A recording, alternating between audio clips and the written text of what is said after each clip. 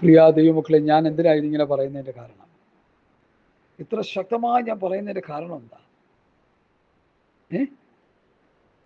ലോക സ്നേഹം ദൈവത്തോട് ശത്രുത്വമാണ്. ലോകത്തിന്റെ സ്നേഹിതനാകുവാൻ ഇച്ഛിക്കുന്നവർ ദൈവത്തിന്റെ ശത്രുവായി മാറുന്നു. ഈ ലോകത്തിന്റെ ദൈവം സാത്താനാണ്.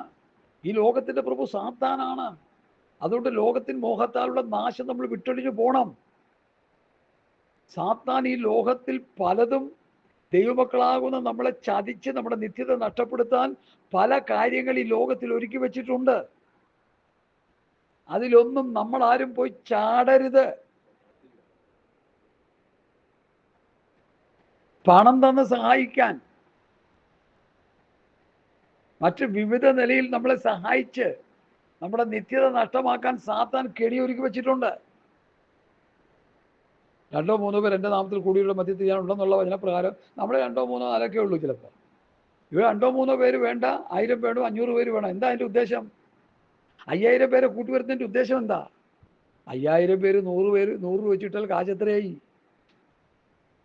നെല്ല് കൊയ്യുന്ന പോലെ കൊയ്തെടുക്കാമല്ലോ.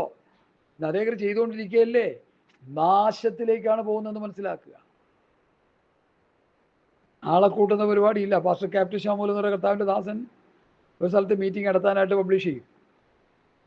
നോട്ടീസൊക്കെ അടിച്ചിറക്കുമോ, ഏതെങ്കിലും നിലയിൽ കാര്യങ്ങളൊക്കെ എല്ലാവരും അറിയിക്കും. എന്നിട്ട് മാറിയിരുന്ന് പ്രാർത്ഥിക്കും. എന്താ പ്രാർത്ഥിക്കുന്നറിയാമോ?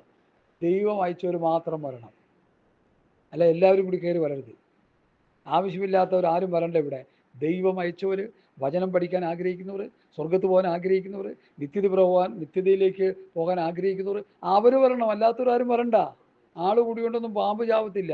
പാമ്പ് ചാവണമെങ്കിൽ നല്ല 2 പേര് വടിയായിട്ട് നിന്ന് അടിക്കാൻ വശമുള്ളവർ വേണം. കുറേ ആൾ കൂടിക്കഴിഞ്ഞാൽ എന്ത് പറ്റും? എല്ലാത്തിനും കടി കിട്ടും. അതേ ഉള്ളൂ, പാമ്പിൻ്റെ കടി.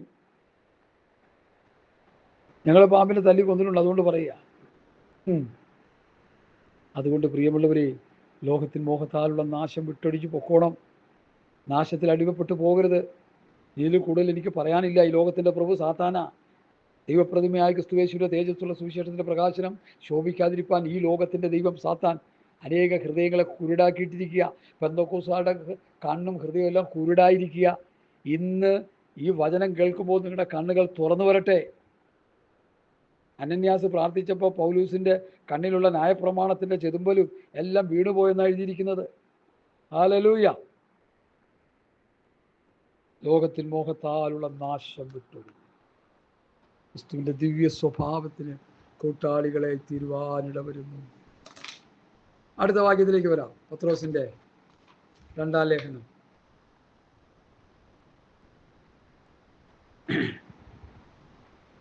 ക്രിസ്തുവിന്റെ ദിവ്യ സ്വഭാവത്തിന്, ക്രിസ്തുവിന്റെ മനസ്സ്, ക്രിസ്തുവിന്റെ ഭാവത്തിലേക്ക് വരണം എന്ന് പഠിപ്പിക്കുന്നു. അടുത്ത്, അത് നിമിത്തം തന്നെ ഞാൻ നിങ്ങൾക്ക് സകല ഉത്സാഹവും കഴിച്ച് നിങ്ങളുടെ വിശ്വാസത്തോട് വീര്യം, വിർച്യു, വീര്യം. ലൂക്കോസ് 8:46, മർക്കോസ് 5:30, റോമർ 4:17 ഒക്കെ വായിക്കുമ്പോൾ വിശ്വാസത്തോട് വീര്യം, വീര്യമുള്ള വിശ്വാസം. രക്തസ്രാവക്കാരിക്ക് ആ വിശ്വാസം ഉണ്ടായി. ശതാധിപന് ആ വിശ്വാസം ഉണ്ടായി. ബാല മരിച്ചുപോയെന്ന് വീട്ടിൽ നാളെ വന്ന് പറഞ്ഞപ്പോൾ ആ സഹോദരനോട് കർത്താവ് എന്താ പറയുക? ഭയപ്പെടേണ്ട, വിശ്വസിക്കുക മാത്രം ചെയ്യുക. ഉടനെ അവനും കിട്ടിയ ആ വിശ്വാസം, വീര്യമുള്ള വിശ്വാസം. ഹല്ലേലൂയ. നമുക്ക് വിശ്വാസമുണ്ട്, അതിന് വീര്യമില്ല. ഈ കള്ളുടിയന്മാര് കള്ളുഷാപ്പിൽ ചെന്ന് കഴിഞ്ഞാൽ അവർ ചോദിക്കുന്ന കള്ള ഏതാണെന്നറിയോ? വീര്യമുള്ള കള്ള്. അതാ അവർക്ക് വേണ്ടത്. അത് ചുമ്മാ കുറെ കഞ്ഞിവെള്ളവും കുറെ കള്ളും കഞ്ഞിവെള്ളം എല്ലാം കൂടി കലക്കിക്കൊണ്ടുവന്ന് വെച്ചു കൊടുത്താൽ കുടിക്കുന്ന ആൾക്കാരൊക്കെ ഉണ്ട്. നല്ല കുടിയന്മാർ അതൊക്കെ കൊണ്ട് തോട്ടിക്കളയാൻ പറയും. വീര്യമുള്ള കള്ള് തരാൻ പറയും. അവർക്കറിയാം അത്. എന്ന് പറഞ്ഞതുപോലെ ഇവിടെ വീര്യമുള്ള വിശ്വാസം. നമ്മുടെ വിശ്വാസം ദൈവത്തിന്റെ പ്രവൃത്തിയെ നമ്മളിൽ കൊണ്ടുവരുന്ന വിശ്വാസമായിരിക്കണം. നമ്മുടെ പ്രാർത്ഥനയ്ക്ക് മറുപടി തരുന്ന വിശ്വാസമായിരിക്കണം. നമ്മളൊരു രോഗിക്ക് വേണ്ടി പ്രാർത്ഥിച്ചാൽ അവന് സൗഖ്യമാകണം. അവന് വിഷയത്തിന് വേണ്ടി പ്രാർത്ഥിച്ചാൽ അവന് വിടുതലുണ്ടാകണം. ആ വിശ്വാസത്തിൽ വീര്യമുണ്ടാകണം. വീര്യമുള്ള വിശ്വാസം, വിശ്വാസത്തോട് വീര്യം. ഹല്ലേലൂയ. ഇനി അടുത്ത്, വീര്യത്തോട് പരിജ്ഞാനം. നോളജ്. എഫെസ്യർ 1:17, എഫെസ്യർ 4:12, ഫിലിപ്പിയർ 3:8, 1 കൊരിന്ത്യർ 1:22 മുതൽ 25 വരെ, 2 പത്രോസ് 2:20. വീര്യത്തോട് പരിജ്ഞാനം, ദൈവത്തെക്കുറിച്ചുള്ള പരിജ്ഞാനത്തിൽ ജ്ഞാനത്തിൻ്റെയും വെളിപ്പാടിൻ്റെയും ആത്മാവിനെ തരേണ്ടതിന്. സ്തോത്രം. വീര്യത്തോട് പരിജ്ഞാനം. ഫിലിപ്പിയ ലേഖനം 3:8 എന്താ എഴുതിയിരിക്കുന്നത്? 3:8, ഫിലിപ്പിയ ലേഖനം 3:8 പെട്ടെന്ന് വായിച്ചേ. Hallelujah, hallelujah. 3:8 ഫിലിപ്പിയർ 3:8.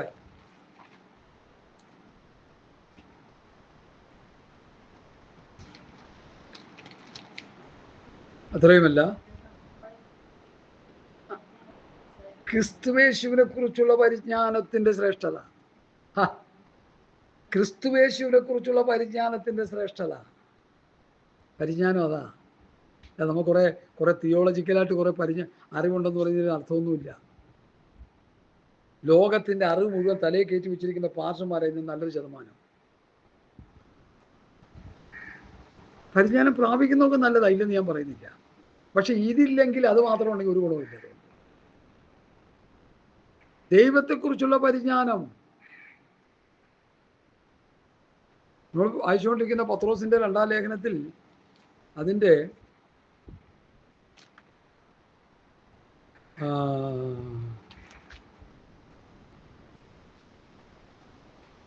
20-ാം വാക്യം, 2:20, 2 പത്രോസ് 2:20, കർത്താവിന്റെ രക്ഷിതാവായ യേശുക്രിസ്തുവിന്റെ പരിജ്ഞാനത്താൽ ലോകത്തിന്റെ മാലിന്യം വിട്ടോടിയവർ. അപ്പൊ ലോകത്തിന്റെ മാലിന്യം വിട്ടോടാനുള്ള മാർഗം എന്താ? യേശുക്രിസ്തുവിനെ കുറിച്ചുള്ള പരിജ്ഞാനം ഉള്ളിൽ വരുമ്പോഴാണ് ലോകത്തിന്റെ മാലിന്യം വിട്ടോടുന്നത്. മനസ്സിലാക്കണം പ്രിയമുള്ളവരെ. ലോകത്തിന്റെ അശുദ്ധി വിട്ടു ഓടണമെങ്കിൽ യേശുക്രിസ്തുവിനെ കുറിച്ചുള്ള പരിജ്ഞാനം ഉള്ളിൽ വന്നു കഴിയുമ്പോൾ, യേശുക്രിസ്തുവിനെ കുറിച്ചുള്ള പരിജ്ഞാനത്താൽ ലോകത്തിന്റെ മാലിന്യം വിട്ടോടിയവർ. ഈ ലോകത്തിന്റെ കുറെ അറിവ് കുത്തിക്കയറ്റുകൊണ്ടൊന്നും ഒരു ഗുണവുമില്ല. ക്രിസ്തുവിനെ കുറിച്ചുള്ള പരിജ്ഞാനം, ദൈവവചനത്തെക്കുറിച്ചുള്ള പരിജ്ഞാനം, ആത്മീകമായ ജ്ഞാനം, സ്വർഗീയമായ ജ്ഞാനം, വിശ്വാസത്തോട് വീര്യം, വീര്യത്തോട് പരിജ്ഞാനം. 1 കൊരിന്ത്യർ ലേഖനം 1-ാം അധ്യായത്തിന്റെ 22 മുതൽ 25 വരെയുള്ള വാക്യം ആ ജ്ഞാനത്തെക്കുറിച്ച് പറയാതിരിക്കാൻ നിവൃത്തിയില്ല. കാരണം അത് വളരെ ഗഹനമായൊരു വിഷയമാണ്. പലരും അതൊന്നും വേണ്ട രീതിയിൽ പഠിപ്പിക്കാറില്ല. ഒന്നാമത് പുതിയ നിയമം പഠിപ്പിക്കാറില്ല. അങ്ങനെ പഠിപ്പിക്കുന്നെങ്കിൽ തന്നെ പുതിയ നിയമത്തിന്റെ ആഴത്തിലേക്ക് ആരും ഇറങ്ങി പഠിക്കാറുമില്ല.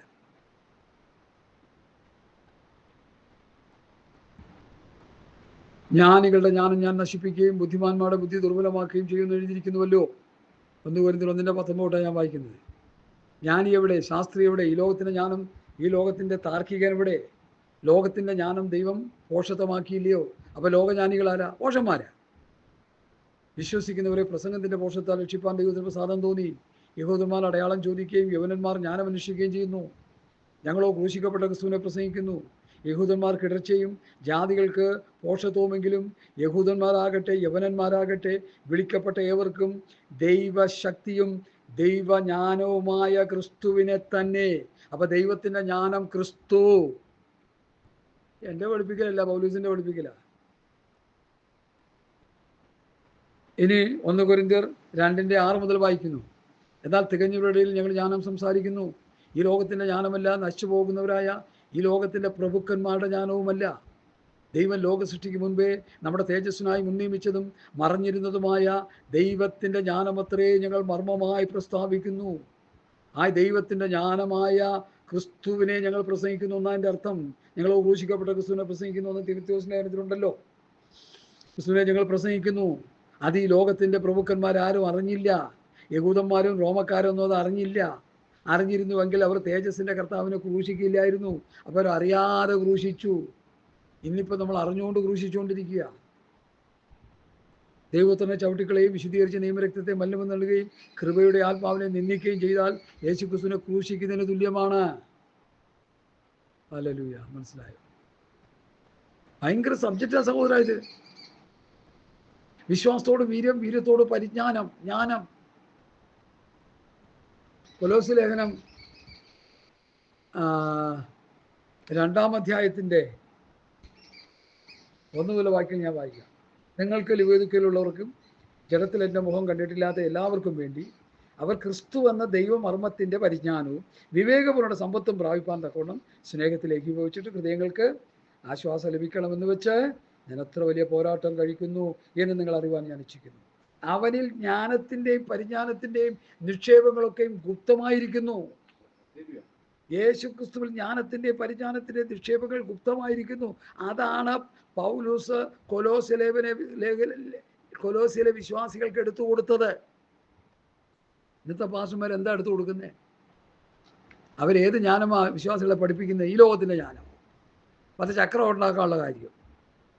സർക്കുലർ പഠിച്ച് ഉന്നതമായ ജോലി മേടിച്ച് 5-6 അക്കമുള്ള ശമ്പളം മേടിച്ച് അതിൻ്റെ ഭൗതികം പറ്റാൻ വേണ്ടി പാസ്റ്റർമാർ കിടന്ന് തലകുത്തി മറിയുന്നത് ഞാൻ കണ്ടുകൊണ്ടിരിക്കുക. അതുകൊണ്ട് ഞാൻ പറയുക, കുട്ടികളെ പഠിപ്പിക്കേണ്ടെന്നോ പഠിക്കാൻ പ്രോത്സാഹിപ്പിക്കേണ്ടെന്നോ ഒന്നും ഞാൻ പറയത്തില്ല.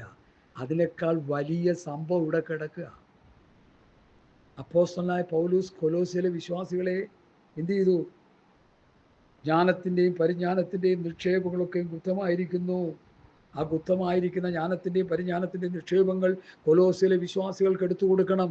ഫിലിപ്പിയ വിശ്വാസികൾ, കൊരിന്ത്യ വിശ്വാസികൾ, റോമയിലെ വിശ്വാസികൾ, ഗലാത്യയിലെ വിശ്വാസികൾ, എഫേസ്യയിലെ വിശ്വാസികൾ, തെസ്സലോനിക്കയിലെ വിശ്വാസികൾക്ക് ദൈവത്തെക്കുറിച്ചുള്ള പരിജ്ഞാനം ഉണ്ടാകണം. ദൈവത്തെക്കുറിച്ചുള്ള പരിജ്ഞാനത്തിൻ്റെ ജ്ഞാനത്തിൻ്റെയും വെളിപ്പാടിൻ്റെയും ആത്മാവിനെ കിട്ടണം. ഇന്ന് അങ്ങനെ ആഗ്രഹിക്കുന്ന പ്രാർത്ഥിക്കുന്ന എത്ര പാസ്റ്റർമാരുണ്ട്? പാസ്റ്റർമാരെ ഞാൻ വഴക്ക് പറയില്ല, പാസ്റ്റർമാരെ ഞാൻ തിരുത്തുക ചെയ്യുന്നത്. വേദപുസ്തകം എടുത്ത് ഭൗതിക അനുഗ്രഹങ്ങളെ പ്രസംഗിച്ച് ആ ഭൗതിക അനുഗ്രഹത്തിൻ്റെ അംശം പറ്റി ജീവിക്കുന്ന പാസ്റ്റർമാരല്ലേ ഇന്ന് ഭൂമിയിൽ ബഹുഭൂരിപക്ഷവും? ഇതെവിടെ ചെന്ന് അവസാനിക്കും? ഇവരുടെ ആത്മാക്കളുടെ രക്ഷ എങ്ങനെ സംഭവിക്കും? ഈ ലോകത്തിൻ്റെ ജ്ഞാനം ദൈവം പോഷകമാക്കി. അപ്പോൾ ഈ ലോകത്തിൻ്റെ ജ്ഞാനം പ്രാപിക്കാൻ പോകുമ്പോൾ നമ്മൾ ആരായി തീർന്നു? പോഷന്മാരാകുകയല്ലേ ചെയ്യുന്നത്. ദൈവത്തിൻ്റെ ജ്ഞാനമാകുന്ന ക്രിസ്തുവിനെ അറിയുമ്പോൾ ജ്ഞാനികളായി തീരുകയായിരുന്നു. അതാ ഇവിടെ കൊലോസ്യ ലേഖനത്തിൽ ഈ വാക്യം. അവർ ക്രിസ്തു എന്ന ദൈവമർമ്മത്തിൻ്റെ പരിജ്ഞാനവും വിവേകമുള്ള സമ്പത്തും പ്രാപിപ്പാൻ തക്കവണ്ണം. കൊലോസ്യയിലെ വിശ്വാസികൾ ക്രിസ്തു എന്ന ദൈവമർമ്മത്തിൻ്റെ പരിജ്ഞാനവും വിവേകമുള്ള സമ്പത്തും പ്രാപിക്കണം. അതാ പൗലൂസിൻ്റെ, പത്രോസിൻ്റെ, യോഹന്നാൻ്റെ, യാക്കോബിൻ്റെ, യൂദയുടെയൊക്കെ ലക്ഷ്യം. ഇന്നത്തെ പാസ്റ്റർമാരുടെ ലക്ഷ്യം എന്താണെന്ന് എൻ്റെ ചോദ്യം. അപ്പോൾ പറയും പാസ്റ്റർമാർ ഉണ്ടെങ്കിൽ കൊള്ളാം, നല്ലത്, ദൈവം അവരെ അനുഗ്രഹിക്കട്ടെ. എല്ലാവരും ആ കാഴ്ചപ്പാടിലേക്ക് വരണമെന്നാണ് ഞാൻ ഈ പറഞ്ഞുകൊണ്ടിരിക്കുന്നത്. താറാവിനെക്കുറിച്ചും താറാവ് കൃഷിയെക്കുറിച്ചും മാത്രം അറിവുള്ള ഒരു പാസ്റ്റർ ലോകത്തിലെ സകല അറിവും കിട്ടിക്കഴിഞ്ഞപ്പോൾ എന്തായി മാറി? കോടീശ്വരനായി. അവസാനം എവിടെ പോയി? ആ പാമ്പിനെയൊക്കെ കൈ പിടിച്ചുകൊണ്ട് എങ്ങോട്ടാ പോണേ? അതാ ഞാനീ പറയാനുള്ള കാരണം. നമുക്ക് വലിയ അറിവും കഴിവും പ്രാപ്തിയും വലിയ പഠനവും വിദ്യാഭ്യാസവും ഒന്നും കിട്ടിയില്ലേലും ക്രിസ്തുവിനെ കുറിച്ചുള്ള അറിവ് കിട്ടിയാൽ മതി. സ്വർഗരാജ്യത്തെക്കുറിച്ചുള്ള അറിവ് കിട്ടിയാൽ മതി. ദൈവരാജ്യത്തെക്കുറിച്ചുള്ള അറിവ് കിട്ടിയാൽ മതി. നിത്യതയെക്കുറിച്ചുള്ള അറിവ് കിട്ടിയാൽ മതി.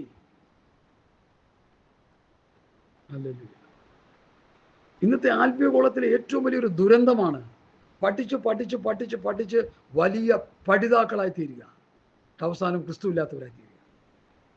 ഞങ്ങളുടെ ബൈബിൾ കോളേജിലെ ഡീന് പ്രിൻസിപ്പൾ പറഞ്ഞൊരു കഥ ഞാൻ ഓർക്കുന്നുണ്ട്. ഒരു പാസ്റ്റർ ഉണ്ടായിരുന്നു, നല്ല രോഗശാന്തി ഭൂതശാന്തിയൊക്കെ ഉള്ള പാസ്റ്ററാണ്. ഭൂതം ഇളകിയ ആ പാസ്റ്റർ വിളിച്ചാൽ പ്രാർത്ഥിപ്പിക്കുന്നേ. ആരാണ്ട് ഉന്തിത്തള്ളി അമേരിക്കയിലോട്ട് വിട്ടു. അവിടെ ഒരു 3-4 വർഷമൊക്കെ പഠിച്ചൊക്കെ കഴിഞ്ഞപ്പോൾ പുള്ളി വരാറായപ്പോൾ നല്ല കഥയാട്ടോ, കേട്ടോണം. ഏതോ ഒരു സഭയിൽ ഒരു ചായ ഇളകി. അപ്പോൾ പറഞ്ഞ പാസ്റ്റർ അമേരിക്കയിൽ നിന്ന് വരാൻ നേരമായിട്ടുണ്ട്, പുള്ളി വന്നു കഴിഞ്ഞാൽ ഇതിനെ ഇറക്കുമെന്ന് പറഞ്ഞു. കാരണം പോകാൻ നേരത്ത് തുറക്കാനുള്ള കൃപയൊക്കെ പ്രാപിച്ച് പോയതാ. അവിടെ ചെന്ന് 3-4 വർഷം കഴിഞ്ഞ് ഈ ഡോളറൊക്കെ കണ്ടപ്പോൾ മയങ്ങി നമ്മുടെ സ്തോത്രം ദലീലയുടെ മടിയിൽ ഉറങ്ങിയ ശിംശോനെ പോലെ പുള്ളിയായി. ശക്തിയെല്ലാം പോയി, കൃപകളെല്ലാം പോയി. പാസ്റ്റർ വന്ന് എയർപോർട്ടിൽ ഇറങ്ങി കഴിഞ്ഞ് വീട്ടിലൊക്കെ വന്നു കഴിഞ്ഞപ്പോൾ പറഞ്ഞു, ഇങ്ങനെ ഒരു വിഷയമുണ്ട് പാസ്റ്റേ, കൊണ്ടുപോയി വല്ല സൈക്കാട്രിസ്റ്റിനെ കാണിക്കാൻ പറഞ്ഞു. കാരണം പുള്ളിക്ക് മനസ്സിലായി കൃപയൊക്കെ പോയി, ഞാൻ പ്രാർത്ഥിച്ച രക്ഷയില്ലെന്ന്. ആ ഗതികെട്ട അവസ്ഥയിലേക്ക് മാറി. അതുകൊണ്ടാണ് ഈ ധനസമ്പാദനത്തിന് ഞാൻ എതിര് പറയുന്നത്. ധനം നമുക്ക് വേണം, ജീവിക്കാൻ ആവശ്യം പണം വേണം, കാര്യമൊക്കെ ശരിയാണ്. പക്ഷേ ഈ ധനം നിന്നെ അനാത്മികനാക്കി നിന്നെ നരക കുഴിയിലേക്ക് വലിച്ചോണ്ട് പോകും. സാത്താൻ്റെ ഒരു ആയുധമായി എടുത്ത് ഉപയോഗിക്കും. ദൈവമക്കൾ ജാഗരൂകരായിരിക്കുക. ഈ മെസ്സേജ് കേൾക്കുന്ന എല്ലാ പ്രിയപ്പെട്ടവരും ഈ വിഷയത്തിൽ ബോധവാന്മാരാകുക. ഹല്ലേലൂയ, സ്തോത്രം. അതുകൊണ്ട് പൗലോസ് എന്താ പറഞ്ഞത്? ക്രിസ്തു എന്ന ദൈവമർമ്മത്തിൻ്റെ പരിജ്ഞാനവും വിവേകപൂർണ്ണ സമ്പത്തും കൊലോസ്യയിലെ വിശ്വാസികൾ പ്രാപിക്കും. അവനിൽ ജ്ഞാനത്തിൻ്റെയും പരിജ്ഞാനത്തിൻ്റെയും നിക്ഷേപങ്ങളൊക്കെ ഗുപ്തമായിരിക്കുന്നു, മറഞ്ഞിരിക്കുന്നു.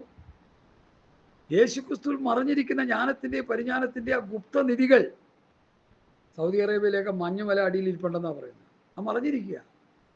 അത് എണ്ണ തീർന്നു കഴിയുമ്പോൾ അവരത് എടുക്കുമെന്ന് അവർ തന്നെ പറഞ്ഞിട്ടുണ്ട്. അതുപോലെ ക്രിസ്തുവിൽ മറഞ്ഞിരിക്കുന്ന ജ്ഞാനത്തിൻ്റെയും പരിജ്ഞാനത്തിൻ്റെയും ഗുപ്തനിധികൾ പെന്തക്കോസ്ത് പാസ്റ്റർമാരും വിശ്വാസികളും അത് കുഴിച്ചെടുക്കണം. അതിന് ദൈവസന്നിധിയിൽ ഇരിക്കണം, പ്രാർത്ഥിക്കണം, ദൈവമുഖം അന്വേഷിക്കണം, നേരെ ചൊവ്വേ ജീവിക്കണം, തരികിടകളെല്ലാം നിർത്തണം. Hallelujah, hallelujah. നല്ല ഒന്നാന്തരം ജോലി ഉണ്ടായിരുന്ന ഞാൻ എപ്പോഴും ചിന്തിക്കും, ഞാൻ ഈ ജോലിയെ കളഞ്ഞ് കിടന്ന് കഷ്ടപ്പെടുന്ന എന്തിനാണ്? അപ്പോൾ കർത്താവ് പറഞ്ഞ എന്താ? അതിനേക്കാൾ വലിയ ജോലിയായത്. അമേരിക്കൻ പ്രസിഡന്റ് ആകുന്നതിനേക്കാളും വലിയ ജോലിയാണ് ഒരു ദൈവദാസനായി തീരുന്നതെന്ന് ബില്ലി ഗ്രഹാമിന് മനസ്സിലായി. ബില്ലി ഗ്രഹാമിനോട് പറഞ്ഞു, നീ പ്രസിഡന്റ് സ്ഥാനത്തേക്ക് മത്സരിക്കുക. എടാ സഹോദരൻ, അതിനേക്കാളും വലിയ പൊസിഷനിലാണ് ഞാൻ ഇരിക്കുന്നതെന്ന്. ഈ ദർശനം നഷ്ടപ്പെട്ട ജഡീകന്മാർക്ക് അതുപോലെ മനസ്സിലാവുമോ? അതുകൊണ്ട് എന്നെ കേൾക്കുന്ന പ്രിയപ്പെട്ടവരെ, പത്രോസാണ് നമ്മൾ ഇത്ര നേരം അങ്ങോട്ട് കൊണ്ടുപോയത്. ലോകത്തിൽ മോഹത്താലുള്ള നാശം വിട്ടൊഴിഞ്ഞവരുടെ ദിവ്യ സ്വഭാവത്തിന് കൂട്ടാളിയാത്തീരും. അത് നിമിത്തം തന്നെ സകല ഉത്സാഹം കഴിച്ച് നിങ്ങളുടെ വിശ്വാസത്തോട് വീര്യവും, വീര്യത്തോട് പരിജ്ഞാനം, പരിജ്ഞാനത്തോട് ഇന്ദ്രിയ ജയം. പരിജ്ഞാനം, നോളേജ്. പരിജ്ഞാനത്തോട് എന്ത് വേണം? ഇന്ദ്രിയ ജയം, ടെമ്പറൻസ്. ഇന്ദ്രിയ ജയം 1 യോഹന്നാൻ 2:15. അവിടെ എന്താ എഴുതിയിരിക്കുന്നത്? 1 യോഹന്നാൻ 2:15. ലോകത്തിലുള്ളതിനെയും സ്നേഹിക്കരുത്. ഒരു ലോകത്തെ സ്നേഹിക്കുന്ന ഒരു പിതാവിൻ്റെ സ്നേഹമില്ല. ജഡമോഹം, കൺമോഹം, ജീവനത്തിൻ്റെ പ്രതാപം, ഇങ്ങനെ ലോകത്തിലുള്ളതെല്ലാം പിതാവിൽ നിന്നല്ല, ലോകത്തിൽ നിന്നത്രയാകുന്നു. ലോകത്തിലെ മോഹം ഒഴിഞ്ഞു പോകും, ദൈവം ജീവൻ എന്നേക്കും ഇരിക്കും. ഇന്ദ്രിയ ജയം. കണ്ണുകൊണ്ട് കാണുന്നതിലൊക്കെ നമുക്ക് ജയമുണ്ടാകണം. പഞ്ചേന്ദ്രിയകൾ കൊണ്ടാണ് നമ്മൾ പാപം ചെയ്യുന്നത്. ആ പഞ്ചേന്ദ്രിയങ്ങളെ ജയിക്കാനായിട്ടൊരു ഭക്തന് കഴിയണം. ഞാനതിനു വേണ്ടിയാണ് പ്രാർത്ഥിച്ചുകൊണ്ടിരിക്കുന്നത്. ചക്കയ്ക്കും മായ്ക്കും വേണ്ടിയല്ല. ഇന്ദ്രിയ ജയനം തരണം കർത്താവേ, വിശ്വാസം തരണം കർത്താവേ, ജ്ഞാനം തരണം കർത്താവേ, സ്തോത്രം, ദീർഘക്ഷമ തരണം കർത്താവേ, ഭക്തി തരണം കർത്താവേ. ഈ പത്രോസ് പറയുന്ന കാര്യം ഞാൻ പ്രാർത്ഥിച്ചുകൊണ്ടിരിക്കുക എത്രയോ വർഷങ്ങളായി. ഈ ലോകത്തിൻ്റെ ജ്ഞാനമൊന്നും എനിക്ക് വേണ്ട. എനിക്ക് ആത്മീയമായ ജ്ഞാനം തന്നാൽ മതി, ദൈവവചനത്തിൻ്റെ ജ്ഞാനം തന്നാൽ മതി, സകല വനത്തിലും പരിജ്ഞാനത്തിലും സമ്പന്നരായാൽ മതി. അത് മതി എനിക്ക്. ഈ ലോകത്തിൻ്റെ ജ്ഞാനികൾ മൂക്കൂത്തി കിടക്കുന്ന നമ്മൾ കണ്ടുകൊണ്ടിരിക്കുക. ഇന്നാളൊരു സിനിമാടി പറഞ്ഞു കേട്ടതാ, ദൈവത്തിൻ്റെ കൃപയാൽ ഞാൻ ഇത്രത്തോളം വന്നു, കോടിക്കണക്കിന് സമ്പാദിച്ച്. അത് എന്നെ പാസ്റ്റർമാരും പറഞ്ഞുകൊണ്ടിരിക്കുക, ദൈവത്തിൻ്റെ കൃപയാൽ ഞാൻ ഇത്രയും സമ്പാദിച്ചത്. എങ്ങനെയുണ്ട്? അപ്പോൾ ഈ പാസ്റ്റർ ഈ നടിയും തമ്മിൽ വലിയ വ്യത്യാസമുണ്ടോ? എടാ പോഷ, ഈ അനുഗ്രഹം എന്നുള്ളത് എന്താണെന്ന് മനസ്സിലാക്കിയിട്ടാണോ ഈ പറയുന്നേ? ഹല്ലേലൂയ. ദൈവാനുഗ്രഹം എന്താണെന്നും ദൈവകൃപ എന്താണെന്നും ഇന്നത്തെ ആത്മീകരായ നമുക്ക് മനസ്സിലാകുന്നുണ്ടോ? വിശ്വാസത്തോട് വീര്യവും, വീര്യത്തോട് പരിജ്ഞാനവും, പരിജ്ഞാനത്തോട് ഇന്ദ്രിയവും, ഇന്ദ്രിയത്തോട് സ്ഥിരതയും, സ്ഥിരതയോട് ഭക്തിയും, ഭക്തിയോട് സൗരപ്രീതിയും, സൗരപ്രിയോട് സ്നേഹവും കൂട്ടിക്കൊണ്ടിരിക്കുമ്പോഴാണ് നമ്മൾ സ്വർഗത്തിലെ സകല ആത്മീയ അനുഗ്രഹത്താൽ സമ്പന്നരായിക്കൊണ്ടിരിക്കുന്നത്. ഇല്ലെങ്കിൽ നമ്മൾ പാപ്പരാണ്, ദാരിദ്ര്യത്തിൽ മൂക്കുകുത്തി കിടക്കുക. Hallelujah, hallelujah. സ്തോത്രം, സ്തോത്രം, സ്തോത്രം, സ്തോത്രം, സ്തോത്രം. വിശ്വാസത്തോട് വീര്യം, വീര്യത്തോട് പരിജ്ഞാനം, പരിജ്ഞാനത്തോട് ഇന്ദ്രിയ ജയം. ഹല്ലേലൂയ. ഇന്ദ്രിയ ജയമുള്ളവരായി നമ്മൾ തീരണം.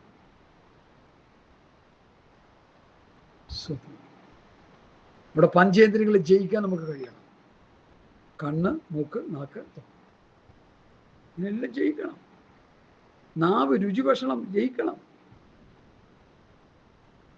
വല്ലപ്പോഴും ഒക്കെ ഇച്ചിരി നല്ല കാര്യങ്ങൾ കഴിക്കുക. എപ്പോഴും അത് തന്നെ എന്ന് പറഞ്ഞാൽ അത് ആഹാരത്തിൽ നമ്മൾ പിടിപെട്ട് കിടക്കുക. പുള്ളിപ്പാര് പറയുക തൊണ്ടയ്ക്ക് കത്തി വെച്ചോളാം. ഞാനിപ്പോൾ കഴിക്കുന്ന ആഹാരത്തിലൊന്നും വലിയ ഇതൊന്നും കാണുന്നില്ല. ഞാൻ നോക്കിയിട്ട് നിസ്സാര ആഹാരങ്ങൾ മതി. വലിയ വലിയ ഫുഡൊന്നും അതിനോട് വലിയ താല്പര്യമില്ല. ഈ വചനമാകുന്ന മഞ്ഞയേക്കാൾ എത്ര വില കൂടിയ ആഹാരമാണ് ലോകത്തുള്ളത്. എത്ര ടേസ്റ്റുള്ള. ഇസ്രായേൽ മക്കളെ ദൈവം സർപ്പങ്ങളെ കൊണ്ട് കടിപ്പിക്കാനുള്ള കാരണം എന്താണെന്നറിയാമോ? ഈ നിസ്സാരമായ മന്ന നിങ്ങൾക്ക് എന്തിനെന്ന് ചോദിച്ചപ്പോഴാണ്. മന്നയുടെ പ്രത്യേകത എന്താ? മന്ന തിന്നവൻ ആരും ആശുപത്രിയിൽ പോയി കിടന്നില്ലെന്ന്. ശക്തിമാന്മാരുടെ അപ്പം, സ്വർഗീയ ഭോജ്യം. ആ മന്ന തിന്നവർ മരുഭൂമിയിൽ ഒരു മെഡിക്കൽ സെന്ററും ഉണ്ടായില്ല. ഞങ്ങൾ താമസിക്കുന്നത് മെഡിസിറ്റിയാ. ഒരു മെഡിസിറ്റി ഉണ്ടായിരുന്നില്ല അവിടെ. ഒരു മെഡിക്കൽ കോളേജുകൾ ഉണ്ടായിരുന്നില്ല അവിടെ. ലക്ഷർ ഹോസ്പിറ്റലെ പോലെയുള്ള ഗുണനിലവാരമുള്ള ഹോസ്പിറ്റലൊന്നും അവിടെ ഇല്ലായിരുന്നു. ഇന്നത്തെ ആധുനിക സജ്ജീകരണങ്ങളുള്ള ഹോസ്പിറ്റലുകളോ അല്ലെങ്കിൽ അത് കുറഞ്ഞതോ വലിയതായ ഒന്നും ഇസ്രായേൽ മക്കൾ പാർത്ത പാളയത്തിൽ ഇല്ലായിരുന്നു. ആ മരുഭൂമിയിൽ ഇല്ലായിരുന്നു. ഈ 40 വർഷം അനുസരണക്കേട് കൊണ്ടാണ് ഈത്തുകൾ ചത്തൊടുങ്ങിയത്. ഇന്നും പുതിയ നിയമസഭയ്ക്ക് പറ്റിയിരിക്കുന്ന അതാ, അനുസരണക്കേട്. ഞാൻ നിങ്ങളോട് കൽപ്പിച്ചതൊക്കെ പ്രമാണിപ്പാന്നെ കൊണ്ട് ഉപദേശിച്ചുകൊണ്ട് സകല ജാതികളെയും ശിഷ്യരാക്കാൻ പറഞ്ഞാൽ അത് അനുസരിക്കണം. മോശയുടെ പ്രമാണത്തിന്റെ കീഴിൽ പോകരുത്. നമ്മള് അത് ബുദ്ധി ഉപദേശമായി പഠിപ്പിച്ചോ ഒരു കുഴപ്പമില്ല. ക്രിസ്തുവിന്റെ പ്രമാണം അനുസരിക്കണം, അത് പ്രസംഗിക്കണം. ഹല്ലേലൂയ. കർത്താവിന്റെ വചനത്തിൽ നിലനിൽക്കണം. ന്യായപ്രമാണത്തിന്റെ വ്യവസ്ഥിതിയിൽ നിലനിന്ന യഹൂദന്മാരോട് കർത്താവ് പറഞ്ഞു, നിങ്ങൾ എൻ്റെ വചനത്തിൽ നിലനിൽക്കുന്നുവെങ്കിൽ ആണോ വാസ്തവത്തിൽ നിങ്ങൾ എൻ്റെ ശിഷ്യന്മാരാണ്. നിങ്ങളിപ്പോൾ മോചന ശിഷ്യന്മാരൊക്കെയാ, അതുകൊണ്ടൊന്നും വലിയ ഗുണമൊന്നുമില്ല. എൻ്റെ വചനത്തിൽ നിലനിൽക്കുന്നവരായിരിക്കണം. കർത്താവിൻ്റെ വചനം കേട്ട് എത്രയോ യഹൂദന്മാര്, പുരോഹിതന്മാര്, എത്രയോ ജാതികൾ രക്ഷിക്കപ്പെട്ട് വന്നു, യെരൂശലേമിലേക്ക് വന്നു. പത്രോസിന്റെ പ്രസംഗം കേട്ട് കൊർന്നല്യോസ് വന്നു. ഹല്ലേലൂയ.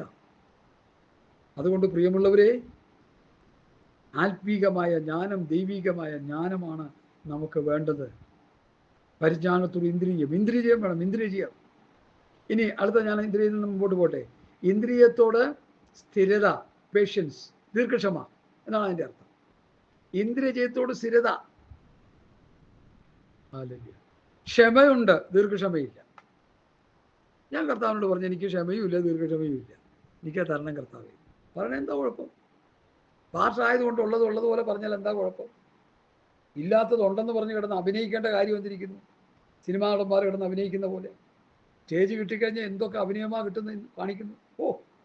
ഒരു കൃപയും ഒരു ചുണ്ണാമ്പും ഇല്ലെങ്കിലും കിടന്ന് പറയണം എന്താ? സ്കിൻ ഡിസീസ് സൗഖ്യമാകുന്നു, കുഷ്ഠരോഗികൾ സൗഖ്യമാകുന്നു, അത് സൗഖ്യമാകുന്നു. ഈ പ്രസംഗം കഴിയുമ്പോൾ കുറേ എണ്ണം ചത്തൊടുങ്ങുന്നല്ലാതെ അല്ല കഥ. എത്ര കണ്ടിരിക്കുന്ന സഹോദരൻ നമ്മളിത്.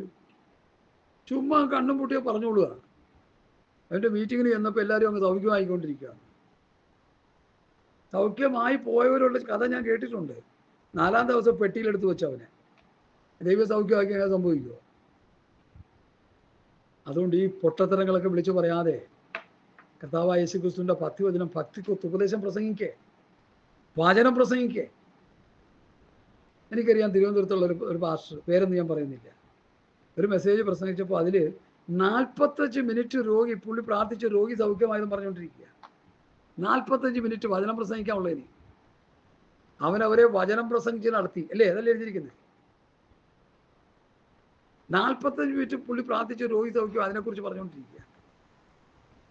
പ്രവൃത്തി പുസ്തകം 3-ാം അധ്യായത്തിൽ സുന്ദരം എന്ന ദേവാലയ ഗോപുരത്തിൽ ഇരുന്ന രോഗി സൗഖ്യമായി, മുടന്ന സൗഖ്യമായി. ആ പ്രവൃത്തി പുസ്തകം 3 തൊട്ട് 28 വരെയുള്ള അധ്യായം നിങ്ങൾ വായിച്ച് പഠിക്കുക. എവിടെയെങ്കിലും അതിനെക്കുറിച്ച് പ്രതിപാദിക്കുന്നുണ്ടോ? പത്രോസോ യോഹന്നാനോ ആരെങ്കിലും പറയുന്നുണ്ടോ? അതില്ലേ? ആരും പറയുന്നില്ല. പിന്നെ എന്തിനാ ഇവർ ഈ എടുത്ത് പറയണേ? അത് പറഞ്ഞ ആൾക്കാരെ മയക്കി അടിക്കാനാ, കാശുണ്ടാക്കാനാ.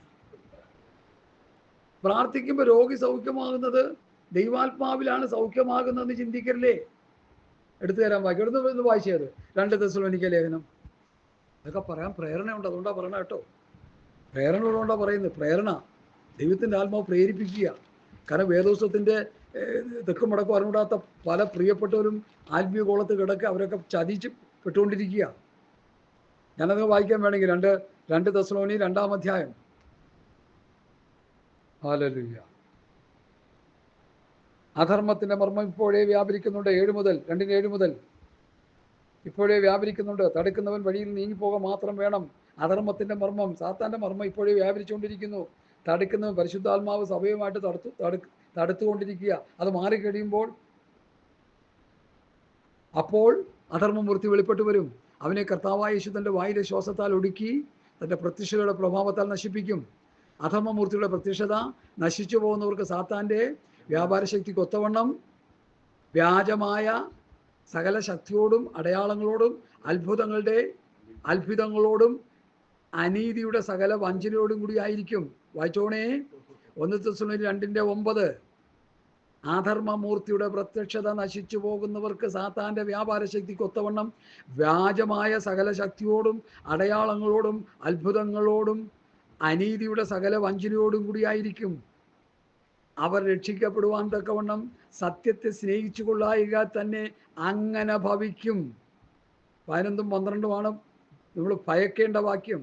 സത്യത്തെ വിശ്വസിക്കാതെ അനീതിയിൽ രസിക്കുന്ന ഏവർക്കും ന്യായവിധി വരേണ്ടതിന് ദൈവം അവർക്ക് ഭോഷ്ക് വിശ്വസിക്കുമാറ് വ്യാജത്തിൻ്റെ വ്യാപാര ശക്തി അയക്കുന്നു.